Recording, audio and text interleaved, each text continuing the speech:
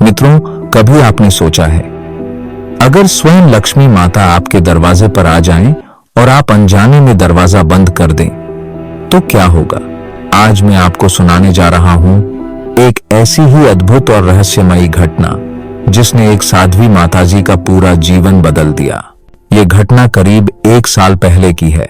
सफर के दौरान पास वाली बर्थ पर बैठी एक अजनबी माताजी से बातचीत शुरू हुई। शुरू में बातें घर, परिवार, बच्चों और यात्राओं तक सीमित रहीं, पर धीरे धीरे चर्चा का रुख सनातन परंपरा, पूजा पाठ और धन से जुड़े उपायों की ओर मुड़ गया।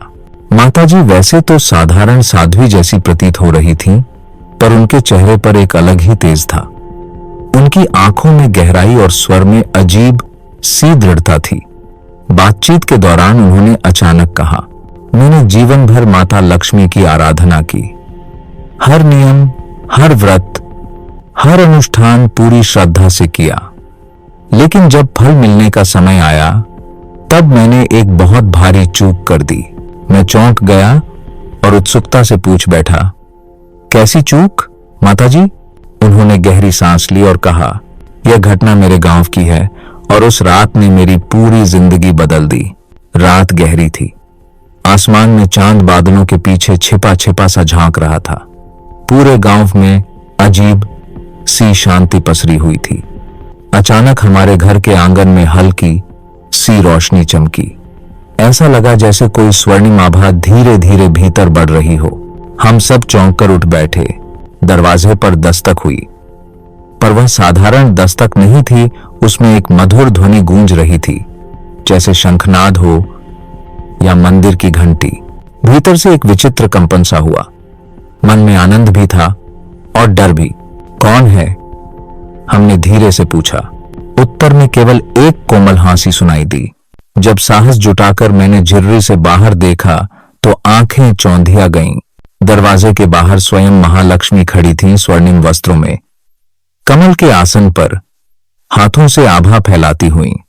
उनका दिव्य रूप देखकर मन दौड़कर बाहर जाना चाहता था, लेकिन जाने क्यों, मैंने दरवाजे की कुंडी कस ली और झटके से उसे बंद कर दिया। दरवाजा बंद होते ही भीतर गहरा सन्नाटा छा गया। न रोशनी रही, न मधुर ध्वनि, सिर्फ मेरे दिल की धड़कन गूंज रही थी।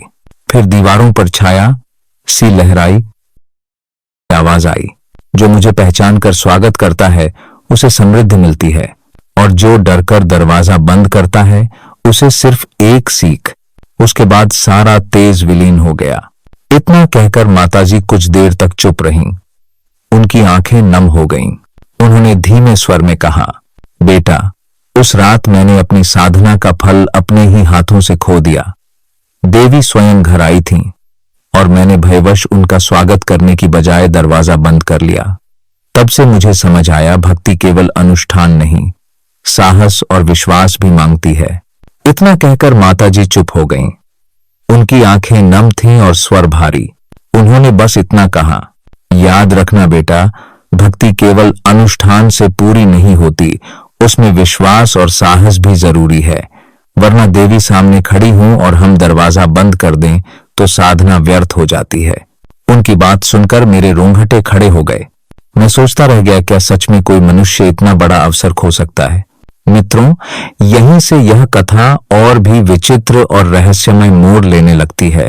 अगले भाग में मैं आपको बताऊंगा कि माताजी के जीवन में इसके बाद क्या हुआ। क्या उन्हें कभी दूसरा अवसर मिला या वे जीवन भर उस एक भूल का भार ढोती रहीं?